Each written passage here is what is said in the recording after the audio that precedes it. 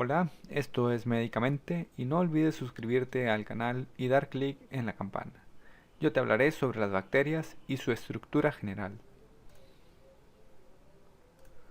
Las bacterias son microorganismos procariotas que presentan un tamaño que va desde 0.5 micras a 5 micras de longitud. Etimológicamente, bacteria significa bastón y esto se debe a que las primeras bacterias en ser descubiertas tenían esa forma. Las bacterias fueron observadas por primera vez por el microscopista holandés Anthony van Leeuwenhoek en 1676. Las bacterias pueden adoptar distintas formas, incluyendo esferas, o mejor conocidos como cocos. Si estos adoptan una forma lineal, en forma de cadena se conocen como estreptococos, y si adoptan una forma en racimo de uvas, se conocen como estafilococos. También pueden adoptar forma de varitas, o mejor conocidos como bacilos. También pueden adoptar una forma de entre bacilo y espirilo, o sea, una varita curva, que se conocen como vibrios. También en forma helicoidal, que son los espirilos, y entre ellos tenemos a las espiroquetas. También tenemos aquí en la siguiente imagen un diplococo, que es el agente causal de la gonorrea. Es una enfermedad de transmisión sexual.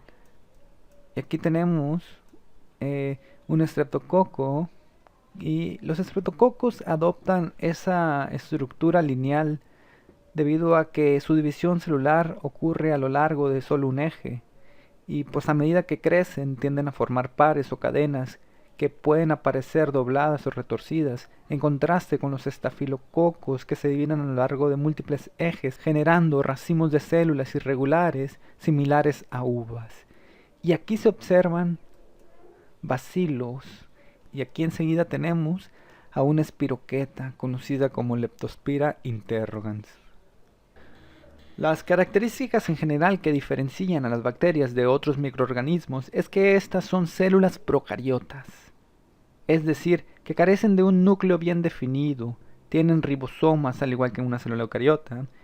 Estas células procariotas tienen ADN circular, carecen de mitocondrias u organelas con membrana, se reproducen mediante fisión binaria, y pues la mayoría de estas bacterias tienen un solo cromosoma. Y además tienen péptidoglucano en su pared la mayoría de las veces, ya que el género Mycoplasma tiene esteroles en lugar del péptidoglucano en su pared.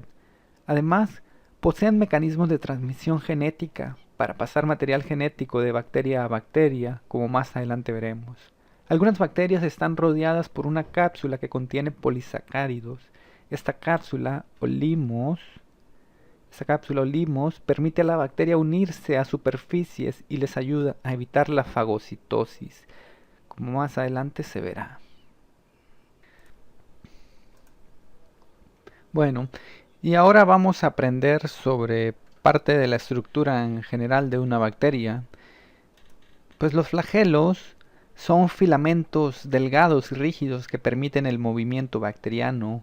Está compuesto principalmente de proteínas, y esas proteínas pueden impulsar a las bacterias hacia adelante y lograr movimiento.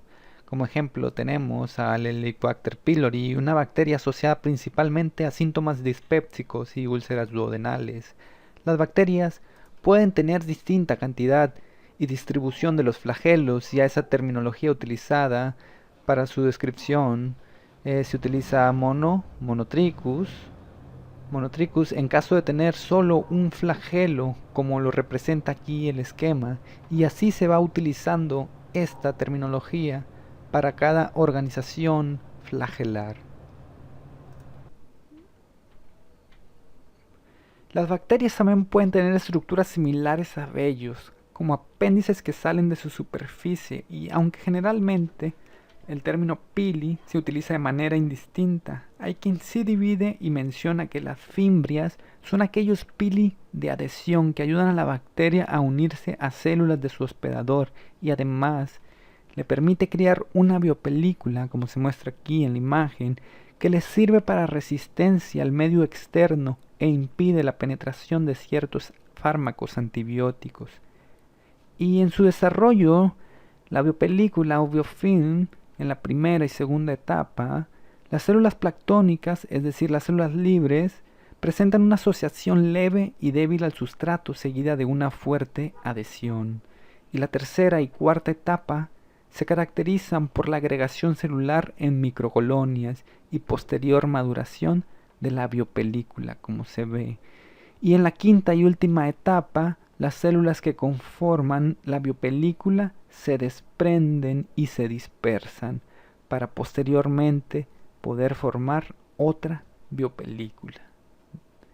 Y los pili, a diferencia de la fimbria, aunque ya mencioné que muchas veces el término se utiliza de manera indistinta, su función es la conjugación bacteriana. Como se observa aquí, hay una bacteria donadora se une hacia una bacteria receptora a través del pili. Una vez unidas estas, se corta el plásmido y se replica el material genético.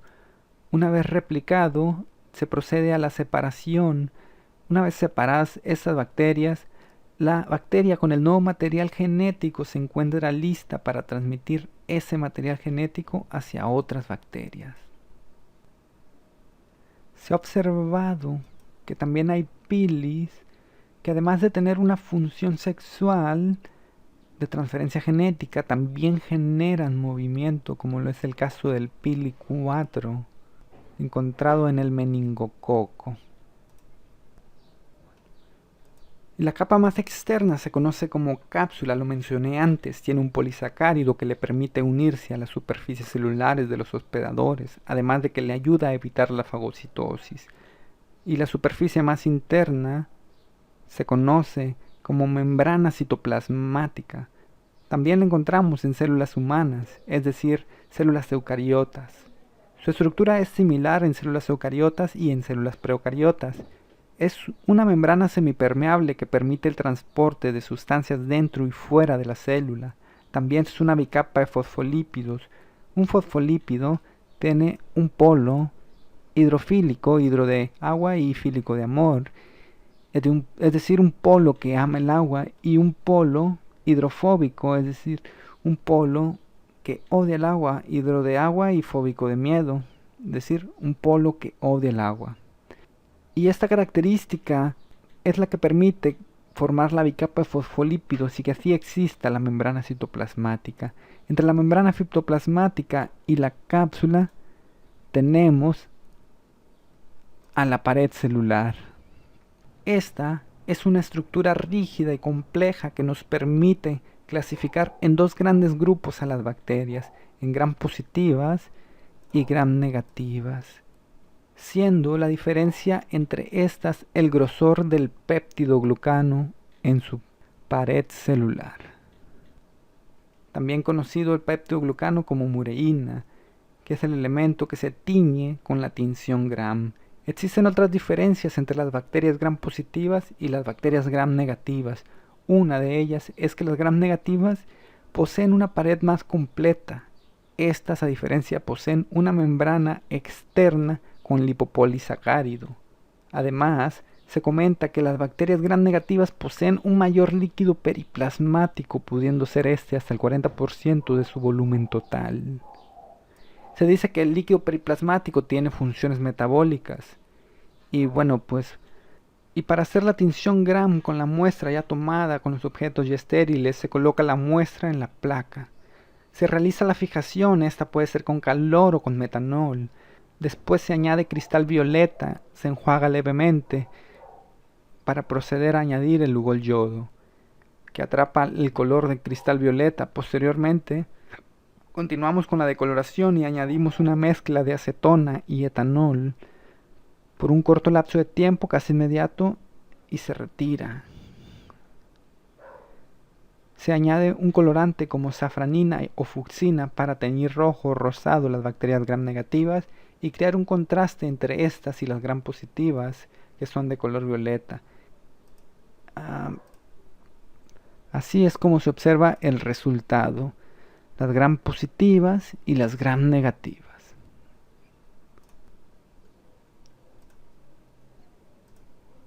Las bacterias además poseen un citoplasma, que este contiene enzimas, ribosomas y ADN circular. Los ribosomas son el sitio donde se realiza la síntesis de proteínas. Y el ADN circular es el material genético principal de la bacteria. A diferencia de una célula eucariota, este está libre sin una membrana nuclear, siendo una diferencia importante, además de que el ADN de una célula eucariota es de doble hélice y este es circular. Cabe mencionar como dato que también las células eucariotas tienen ADN circular, pero en su mitocondria, y el plásmido es un material genético adicional que se utiliza en la conjugación bacteriana, como se mencionó antes. Estas serían las generalidades de la estructura de una célula bacteriana. Y pues ahora hablaré en general de los estreptococos. Los estreptococos son cocos gram positivos que se agrupan hacia los laterales en forma de cadena. Tenemos que estrepto significa fácilmente retorcido o flexible, y coco significa grano, semilla o baya. Son un grupo de bacterias que generalmente se dividen en alfa hemolíticos y beta hemolíticos. Más adelante los veremos más en profundidad en otro video. En general, estas bacterias son anaerobios facultativos, es decir, que pueden reproducirse en ambientes ricos y pobres de oxígeno. Su clasificación científica es del dominio bacteria, filo Firmicutes, clase Bacillus, orden Lactobacillales, familia Streptococcaceae, género Streptococo. Estos están implicados en enfermedades como amigdalitis, como lo es el caso del Streptococo pyogenes, que es generalmente su agente causal. El Streptococo pneumoniae puede causar conjuntivitis. El Streptococo viridans es el principal agente causal de la endocarditis bacteriana. La erisipela, que es una enfermedad en la piel causada por el Streptococo pyogenes principalmente. La meningitis, que puede ser causada por varios patógenos, entre ellos el Streptococo pneumoniae.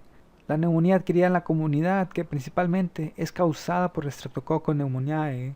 La caries, que puede ser causada por el Streptococcus mutans. La sepsis neonatal, principalmente causada por el Streptococcus agalactiae. Más adelante en otro video miraremos cada patógeno y las enfermedades asociadas a este grupo. Y también tenemos al género Staphylococcus. Estos son cocos gram positivos que se aglomeran en forma de racimos de uvas, como se observa en la micrografía por microscopía electrónica. En general, su clasificación se divide en 11 grupos según su secuencia de ARN. Se asocian a distintas enfermedades como la fascitis necrotizante, la foliculitis, las intoxicaciones alimentarias y la artritis séptica, que su principal agente causal es el estafilococo dorado. Su clasificación científica es del dominio bacteria, filo Firmicutes, clase Bacillus, orden Bacillales, familia Staphylococcaceae, género Estafilococo. Más adelante miraremos más a detalle el Staphylococcus aureus.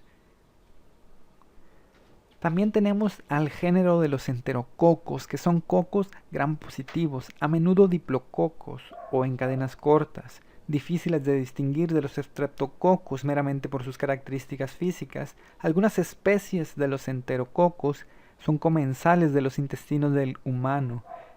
El Enterococcus faecalis y el Enterococcus faecium en general son anaerobios facultativos, es decir, que pueden vivir en entornos ricos y pobres de oxígeno, igual que los streptococos y los estafilococos, como ya lo miramos. Los enterococos son capaces de formar esporas, toleran una amplia gama de condiciones ambientales que va desde los 10 grados hasta los 45 grados Celsius, un pH de 4.5 a 10 y las altas concentraciones de cloruro de sodio. Entonces tenemos que entero significa intestino y coco, grano, semilla o baya. Estos pueden causar diversas enfermedades como infección de vías urinarias, diverticulitis, peritonitis y prostatitis crónica, formando un biofilm en la próstata, dando en ocasiones resistencia a múltiples antibióticos. Y su clasificación científica es del dominio bacteria, filo Firmicutes, clase Diplococos, orden Lactobacillales, familia Enterococcaceae, género enterococo. Y esto sería todo de las generalidades de los cocos. De los bacilos hablaremos más adelante individualmente, debido a que varían más en sus características. Y adelante hablaré en general de cada género, para después abordarlos específicamente. Bueno, existen otros géneros de los que iremos hablando más adelante a profundidad, pero superficialmente les mencionaré aquellos que están principalmente relacionados con la enfermedad. Tenemos al pequeño género de los espirilos, a los Propionobacterium, que tenemos al Propionobacterium agnis, relacionado con el acné, Leptospira, que tenemos que causa una enfermedad conocida como leptospirosis, principalmente transmitida por las ratas. Vibrio, que tenemos al Vibrio cólera, que causa la enfermedad del cólera, una enfermedad diarreica donde los pacientes mueren, generalmente por choque hipovolémico. Al género Escherichia, relacionado con muchas enfermedades como la diarrea del viajero o infección de vías urinarias, también lo tenemos, más adelante lo abordaremos. Al género Salmonella, tenemos a la Salmonella typhi, que es una bacteria enteromorrágica transmitida por los reptiles y aves que provoca generalmente un cuadro diarreico intenso con dolor abdominal. Tenemos también al género Shigella, que es una bacteria que también provoca un cuadro de disentería que generalmente es de transmisión de fecal oral. La Klebsiella, tenemos que la Klebsiella pneumoniae, que es una bacteria oportunista, es decir, que sus hospederos se encuentran inmunodeprimidos, puede causar distintas enfermedades, desde una infección a tejidos blandos y una infección de vías urinarias hasta una neumonía. También tenemos a las pseudomonas, que son bacterias generalmente multiresistentes que pueden infectar las vías aéreas provocando una neumonía, generalmente esta nosocomial. También pueden infectar heridas, volviéndose estas de difícil manejo. Tenemos al género Acetinobacter. Dentro de este tenemos al Acetinobacter baumani, que también es una bacteria multiresistente, de difícil tratamiento que generalmente afecta a individuos inmunocomprometidos en el ámbito hospitalario, provocando neumonía e incluso infecciones en heridas. Tenemos al género Bordetella. La más conocida es la Bordetella pertussis, el agente causal de la tosferina. También tenemos a las micobacterias, entre ellas la más conocida es el Mycobacterium tuberculosis, que es el agente causal de la tuberculosis pulmonar, entre otras formas de esta. En el género Campylobacter tenemos al Campylobacter jejuni, que provoca una diarrea con vómito similar a la infección por Salmonella faratifi, que más adelante miraremos en otro video. Tenemos al género Helicobacter, dentro de este tenemos al Helicobacter pylori, asociado a úlceras duodenales, casi así que si un médico piensa en úlcera duodenal, rápidamente piensa en Helicobacter pylori. Tenemos al género Buroldelia, que generalmente este género no es patógeno para el humano, pero en los individuos inmunocomprometidos, todos esos gérmenes que generalmente no son patógenos se vuelven patógenos. Tenemos a la Burolderia cepacia, que puede afectar vías aéreas en pacientes con fibrosis quística. Aparte tenemos al género Borrelia. La conocida es la Borrelia burgdorferi, una espiroqueta que causa una enfermedad transmitida por la garrapata, conocida como la enfermedad de Lyme. Tenemos al género Legionella y dentro tenemos a la Legionella pneumófila, que puede causar una enfermedad leve conocida como la fiebre de Pontiac o una enfermedad grave de fiebre más neumonía típica que se conoce como enfermedad del legionario. Esto sería todo. Poco a poco abordaremos cada tema de manera individual. Espero les ayude en su proceso de formación. Hasta luego y nos vemos en el próximo video.